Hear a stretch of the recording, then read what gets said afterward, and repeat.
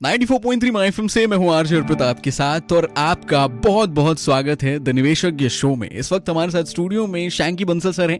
आज शैंकी सर हम बात करने वाले हैं स्टार्टअप्स पे। तो सबसे पहला ख्याल मेरे मन में आया कि स्टार्टअप्स के बारे में हमने बहुत ज्यादा सुन लिया है, देख लिया है, अलग अलग प्लेटफॉर्म्स पे लोग प्रमोट करने जाते हैं, लेकिन आसान भाषा में अगर हम स्टार्टअप का मतलब जानना चाहें तो वो क्या होता है और क्या इसमें सभी लोग इन्वेस्ट कर सकते हैं, बताएं। अर्पित, स्टार्टअप को आप इस तरह से देखें कि एक छोटी कंपनी है जिसके सपने बहुत बड़े हैं। जब कोई स्टार्टअप शुरू करता है तो या तो वो एक नया प्रोडक्ट, इनोवेटिव प्रोडक्ट या सर्विस लेकर आ रहा है, या एग्जिस्टिंग प्रोडक्ट और सर्विस के अंदर कुछ ना कुछ नया इनोवेशन कर रहा है उसे बेहतर करने के लिए। जिसे हम कहते हैं कि या तो उसे फास्ट कर दे, चीप कर दे या बेटर कर दे। तो वो सोल्यूशन के साथ लोग स्टार्टअप करते हैं। तो सोच नई होती है, नया आइडिया होता है, शुरुआत थोड़ी सी छोटी होती है, लेकिन इसकी ग्रोथ बहुत फास्ट होती है। तो हम स्टार्टअप को उस तरह से देखते हैं।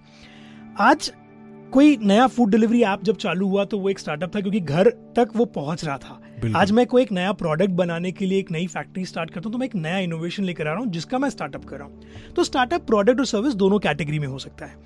आपने पूछा कि स्टार्टअप क्या सबके लिए है, तो यहां मैं कहूंगा कि स्टार्टअप इन्वेस्टिंग शायद सबके लिए नहीं है। स्टार्टअप शुरू कोई भी कर सकता है, लेकिन अगर एज एन इन्वेस्टर मैं देखूं कि मुझे स्टार्टअप में पैसे लगाने, तो शायद ये सबके लिए नहीं है। और ऐसा क्यों है?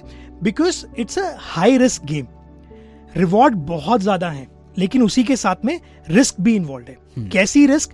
पहला, पैसा जो आपका लगा वो काफी सालों तक स्टक हो सकता है। जैसे हम टिपिकली म्यूचुअल फंड या शेयर मार्केट के अंदर करते हैं कि हमने जब वर्किंग डेज है तब हम उस पैसे के लिए विड्रॉल की रिक्वेस्ट डाल सकते हैं। स्टार्टअप में ऐसा नहीं होता। स्टार्टअप में आप उन अनलिस्टेड शेयर्स को तभी बेच सकते हैं जब सामने एक बायर खड़ा हुआ, और ये पैसे अगर स्टक हो गए तो ये आप कहीं और इस्तेमाल नहीं कर सकते। तो आई थिंक ये लॉक्ड इन रहता है, ये सबसे बड़ा चैलेंज है। सेकेंडली, स्टार्टअप फेल भी हो सकता है और काफी हाई परसेंटेज है स्टार्टअप के फेलियर के, तो ये पैसा डूब भी सकता है। मतलब इसमें रिस्क है। अब क्या रिस्क है और कैसे उसको हम सॉल्व कर सकते हैं, थोड़ी देर में बातचीत करेंगे। 94.3 माय एफएम से आरजे अर्पित के साथ। ये है द निवेशज्ञ शो। चलो अच्छा सुनते हैं।